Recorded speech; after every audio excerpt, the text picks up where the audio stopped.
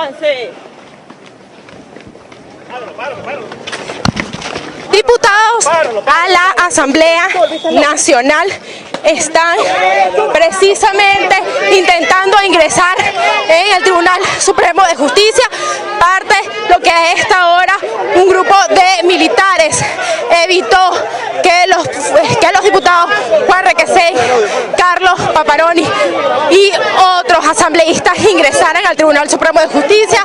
Eso propició algunos golpes. Vamos a escuchar declaraciones del diputado Juan Requesens. Mira, Lugo, para que sepa, esto es lo que nosotros pensamos de la sentencia del Tribunal Supremo de Justicia.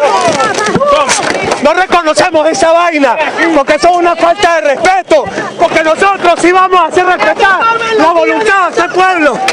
Rómpanos la camisa, no hay rollo. Hagan con ustedes, usen la fuerza, porque nosotros vamos a usar la voluntad de este pueblo. Nosotros estamos aquí, es para defender la voluntad de un pueblo. Nos pueden romper las camisas, nos pueden agredir a nosotros, a las diputadas y a las mujeres, pero vamos a seguir peleando. Esto es lo que estamos viendo hoy. Esto es lo por Venezuela. Donde fueron repelidos por funcionarios de la Guardia Nacional Bolivariana y también con colectivos. Ya va. ¿Qué le pasó? Le partieron la cabeza, ya va. Déjala.